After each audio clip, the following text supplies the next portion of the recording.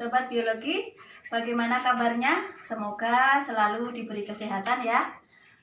Jumpa lagi dengan Bu Warni di sini. Kita akan membahas bersama-sama mengenai struktur dan fungsi jaringan tumbuhan. Simak baik-baik ya. Assalamualaikum warahmatullahi wabarakatuh. Sobat Biologi, pada pertemuan kali ini kita akan membahas mengenai struktur dan fungsi jaringan tumbuhan. Materi kelas 11 semester 1 KD 3.3. Mari kita simak bersama-sama. Jaringan tumbuhan. Jaringan tumbuhan terbagi atas dua macam, yaitu jaringan meristem dan jaringan permanen. Jaringan meristem terbagi atas 6 macam, terdiri atas 6. Yang pertama promeristem, jadi sebelum terbentuk meristem. Meristem pada tingkat embrio, jadi pada saat benih atau biji. Kemudian meristem primer terdapat pada tumbuhan yang masih tumbuh, jadi seperti pada kecambah. Kemudian yang ketiga meristem sekunder, contohnya pada kambium, ini pada tumbuhan dikotil, ada di samping yang berfungsi untuk pertumbuhan membesar. Yang keempat meristem apikal, terdapat di ujung akar dan ujung batang, ini untuk pertumbuhan memanjang ya, memanjang ke atas itu pada bagian batang ya, kemudian memanjang ke bawah itu pada bagian akar. Kemudian yang kelima meristem interkalar. Interkalar terletak antara jaringan meristem dewasa di antara dua ruas. Misalnya pada tebu ya, ruas-ruas itu ada meristem interkalar. Yang keenam meristem lateral menghasilkan pertumbuhan sekunder, ini meristem yang berada di antara akar dan batang. Nah, ini nanti akan menghasilkan pertumbuhan menyamping ya. Lalu yang berikutnya yaitu jaringan permanen. Jaringan permanen terbagi atas 5 macam jaringan. Yang pertama jaringan epidermis, yang kedua jaringan parenkim, 3 jaringan penyokong, 4 jaringan pengangkut, dan yang kelima jaringan gabus. Baiklah, mari kita mulai satu persatu. Macam-macam jaringan tumbuhan. Ini contoh adalah gambar jaringan meristem apikal itu yang ke atas itu, kemudian yang lateral itu antara batang dan akar ya, bawah. Kemudian yang meristem sekunder ini nanti kalau pada batang akan kelihatan. Jaringan meristem ya. Jaringan meristem adalah jaringan yang selnya ya, atau jaringan yang sel penyusunnya bersifat embrional. Apa artinya embrional? Yaitu jaringan yang masih mampu terus mengalami pembelahan. Jadi bisa memanjang, bisa membesar. Lalu lanjut, ciri jaringan meristem. Ciri jaringan meristem yang pertama, sel-selnya selalu membelah ya. Kemudian yang kedua, bentuk dan ukuran sel sama. Yang ketiga, kaya akan protoplasma atau cairan yang ada di dalam sel. Yang keempat, dinding selnya tipis. Yang kelima, isi sel tidak mengandung kristal dan cadangan makanan. Yang keenam, vakuola atau rongga sel belum ada atau masih kecil karena masih meristem. Jaringan meristem dibagi menjadi 2, yaitu jaringan meristem primer dan jaringan meristem sekunder.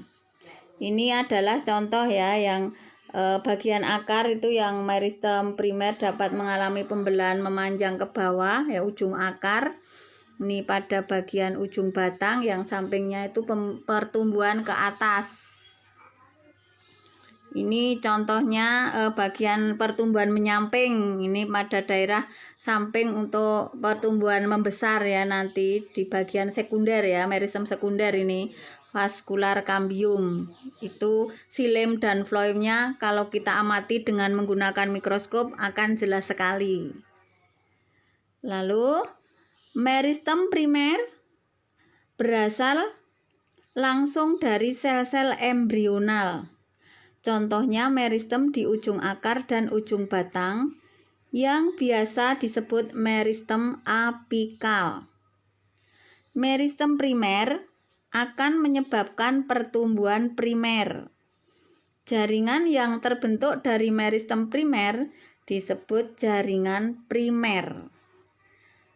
Meristem sekunder berasal dari jaringan dewasa yang telah mengadakan diferensiasi, pembelahan dan membelah ya, dan berubah sifat menjadi meristem.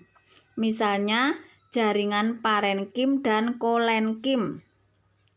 Contohnya pada cambium dan cambium gabus, tumbuhan yang meristem sekunder ya, sudah dewasa ini. Meristem sekunder akan menyebabkan pertumbuhan sekunder. Jaringan terbentuk dari meristem sekunder disebut dengan jaringan sekunder. Cambium akan menghasilkan xilem dan phloem. Cambium gabus akan menghasilkan gabus.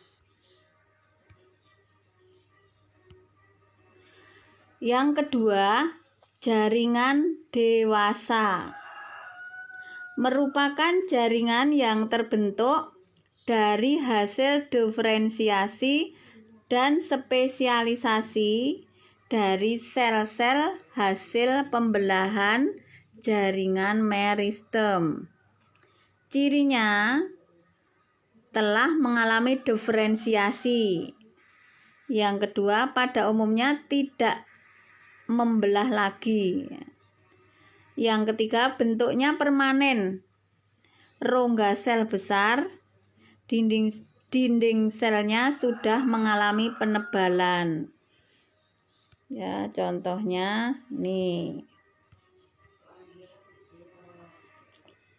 Contohnya yaitu parenkim, jaringan parenkim, jaringan kolenkim, jaringan sklerenkim. Ini tampak melintang dan membujur dan melintang ya, longitudinal yang bawah ya. Kemudian kita lanjutkan jaringan epidermis. Jaringan epidermis merupakan jaringan yang menutupi permukaan tumbuhan. Cirinya apa? Pertama, bentuk sel seperti balok. Kedua, tersusun berlapis tunggal, rapat, tidak ada ruang antar sel. Keempat, tidak memiliki klorofil dan modifikasi sesuai dengan letak dan fungsinya. Contohnya ini pada stomata, pada mulut daun. Ini contoh penampang melintang akar. Ya, ada rambut akar, epidermis bagian luar, endodermis tengah, ada xilem untuk mengambil air dan garam mineral dari akar ke seluruh tubuh, ada perisikel, ada phloem untuk mengambil hasil fotosintesis dari daun ke seluruh tubuh sampai ke akar, dan ada bagian korteks ya, korteks akar, dan yang dalam itu stele atau silinder. Contoh modifikasi dan fungsi dari epidermis. Yang pertama itu membentuk bulu akar. Itu fungsinya untuk penyerapan air dan mineral ya. Bulu akar. Lilin dan kutikula. Lilin ini biasanya pada daun pisang ini, meminimalisasi hilangnya air. Kemudian sel penutup atau stomata yang mengatur pertukaran gas misalnya pada mulut daun misalnya enceng gondok itu ya, stomatanya ada di bawah, itu untuk pertukaran gas ketika ada di air itu tumbuhan bisa tetap segar terus di air. Jaringan gabus memperbesar daya perlindungan. Kalau misalkan tidak ada air, dia bisa menyimpan air. Itu jaringan gabus. Yang B, jaringan parenkim. Nama lain dari parenkim adalah jaringan dasar. Sel parenkim yang mengandung klorofil disebut dengan klorenkim. Fungsi dari jaringan parenkim adalah untuk menyimpan cadangan makanan dan air oleh tubuh tumbuhan. Ini contoh pada daun ya, ini parenkim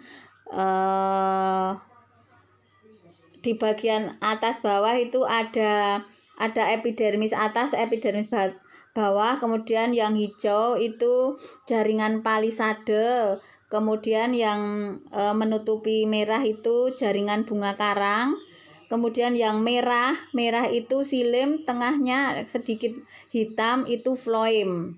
Ini contohnya pada daun, penampang melintang daun. Kemudian yang bawah itu penampang melintang batang.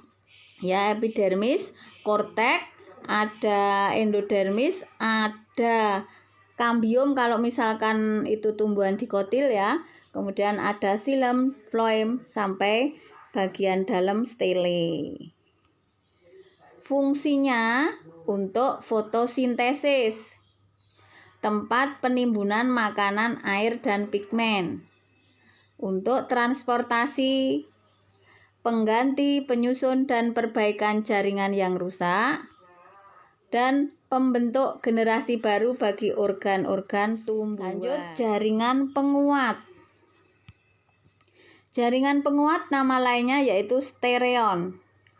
Fungsinya untuk menguatkan bagian tubuh tumbuhan, terdiri dari kolenkim dan sklerenkim. Contohnya kolenkim sebelah kiri, sklerenkim sebelah kanan. Ada bedanya. Ini kolenkim misalnya pada tumbuhan bayam itu ya mudah. Jadi penebalannya di bagian tepi. Kalau pada sklerenkim ini di seluruh. Jadi lebih keras atau lebih kuat yang sklerenkim. Misalnya kalau sklerenkim itu pada kelapa ya, batok kelapa. Terus ada serabut-serabutnya, itu sepet kalau bahasa orang Jawa menyebutnya. Jaringan kolenkim. Nah, ini dijelaskan di sini ya. Ciri-cirinya mempunyai protoplas yang dapat membelah. Tidak mempunyai dinding sekunder. Dinding primer tipis dan lentur. Ditemukan pada jaringan primer. Fungsinya untuk menyokong batang dan daun saat tumbuh. Pada tumbuhan tua menjadi sel sklerenkim. Nah, kebanyakan memang ini pada tumbuhan yang masih muda kalau kolenkim itu. Jadi kekuatannya berbeda. Kalau sudah tua itu sudah banyak mengandung sklerenkim, jadi lebih kuat tumbuhannya. Kemudian kita lanjutkan jaringan sklerenkim. Ciri-ciri merupakan jaringan dasar, komponen utamanya dinding sel, penyokong dan pelindung, sebagai penyokong dan pelindung. Nah, ini dibedakan menjadi dua. Serabut sklerenkim dan sklerait seperti tadi yang disebutkan, yaitu batok kelapa itu ada serabut sklerenkimnya ya, ada skleraitnya. Serabutnya itu sel-sel panjang, ramping, dan ujungnya runcing. Dinding tipis dan elastis, terletak pada batang daun bunga. Berfungsi untuk reorientasi tumbuhan. Sklerait, ukurannya bentuk dan fungsinya bervariasi. Ada yang berbentuk bintang, menyokong dan melindungi tumbuhan. Ada yang berbentuk segi lima untuk melindungi embrio saat jatuh dan terapung. Ya. Pada buah memberikan ciri khas daging buah. Misalnya pada enceng gondok itu ya ada yang segi 5, terus ada batok kelapa itu yang keras-keras.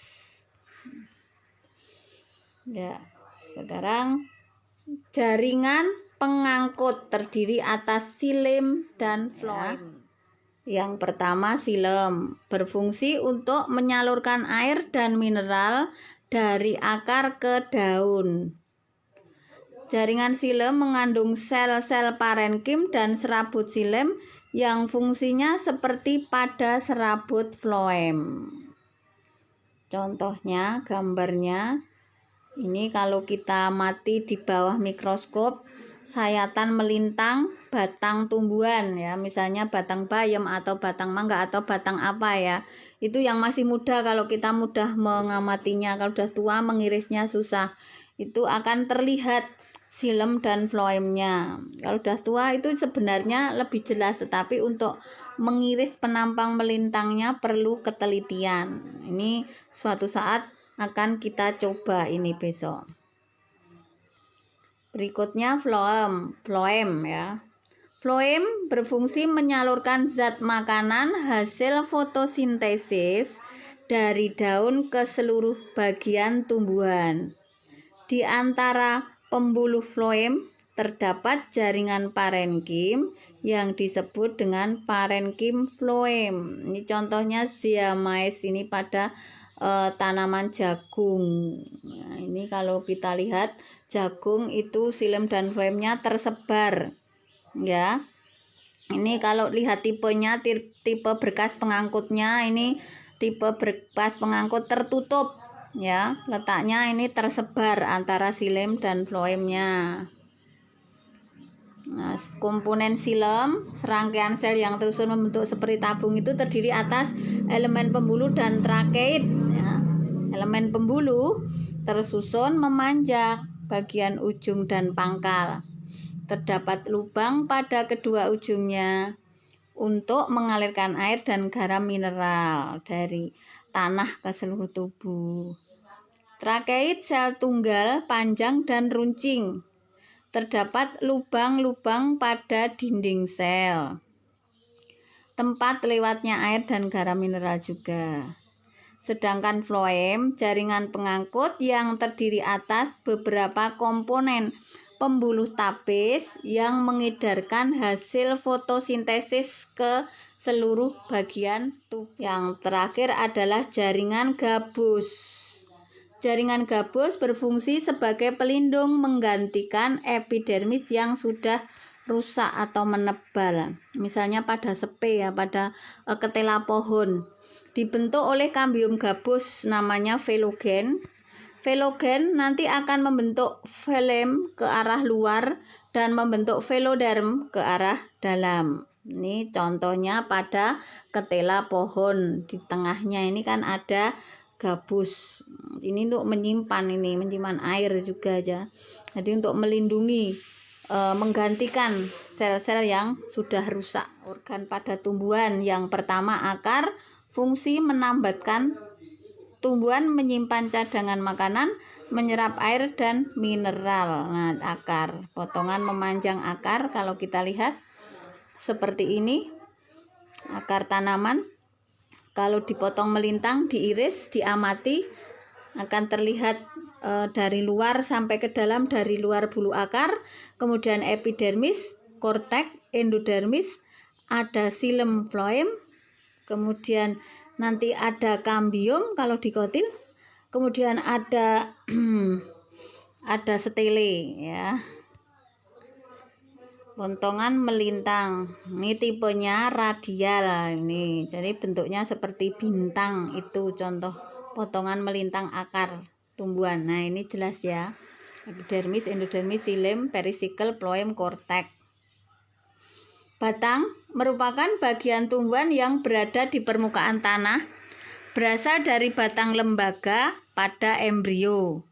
Batang berfungsi sebagai tempat duduk daun, sarana lintas air, mineral dan makanan. Ada perbedaan antara batang dikotil dan monokotil. Ini batang dikotil ya, jelas ya, tipenya ini terlihat antara di tengah ada kambium, antara xilem dan floem ini sejajar ya, sejajar dengan batang. Epidermis, korteks, endodermis, stele, perisikel, parenkim. Nah, fasesnya, berkas pengangkutnya itu teratur sejajar batang. Nah, seperti ini namanya tipe kolateral terbuka. Berbeda dengan monokotil yang tadi. Ini contohnya pada jagung ya. Ini xilem dan floemnya tersebar, tidak teratur. Ini termasuk kolateral tertutup. Besok kita coba diamati di laboratorium. Susunan jaringannya epidermis, hipodermis atau korteks, stele. Ini tipenya kolateral tertutup. Susunannya tidak teratur. Ini kalau kita bandingkan, yang kiri itu yang dikotil, yang kanan yang monokotil. Ya. Bisa terlihat jelas ya perbedaan antara irisan melintang, batang dikotil dan monokotil. Terutama kita lihat tipe berkas pengangkutnya. Yang dikotil itu kolateral terbuka, sejal itu kolateral tertutup, tersebar. Yang terakhir daun. Daun merupakan bagian tumbuhan yang biasanya berbentuk lembaran pipih berwarna hijau. Daun berfungsi sebagai tempat pembuatan makanan bagi tumbuhan melalui proses fotosintesis. Ya, nanti masih ada bunga juga, maaf nggak terakhir ini. Masih ada bunga. Ini struktur anatomi daun. Kalau kita lihat tadi sudah dijelaskan di depan ya, mulai dari epidermis atas, palisade, jaringan bunga karang, xilem, floem, kemudian jaringan epidermis bawah ada stomata. Itu pada daun. Kalau kita lihat xilem dan floem pada daun itu terdapat pada tulang daunnya. Ini bunga. Bunga ada nanti misalnya ada bunga lengkap, bunga tidak lengkap, sempurna, tidak sempurna ini. Bunga merupakan alat perkembangbiakan pada tumbuhan kelompok Angiospermae. Ya, tumbuhan berbiji tertutup. Tumbuhan berbiji yang spermatopita, tumbuhan berbiji tertutup Angiospermae. Struktur bunga yaitu kelopak bunga, mahkota bunga, benang sari putih. Macam-macamnya ada berdasarkan kelengkapannya, bagian-bagiannya itu ada yang namanya bunga lengkap, bunga tidak lengkap. Berdasarkan kelengkapan alat reproduksi ada bunga sempurna dan tidak sempurna. Kalau yang bunga lengkap tidak lengkap itu ada atau tidak bagian bunga, misalnya ada yang punya mahkota, ada yang tidak. Kalau kelengkapan alat reproduksi itu kan benang sari dan putih. Nah, ada yang benang sari saja atau putih saja. Nah, itu sempurna dan tidak sempurna. Itu perbedaannya. Nah, ya mungkin hanya ini penjelasannya. Kurang lebihnya mohon maaf. Wassalamualaikum warahmatullahi wabarakatuh.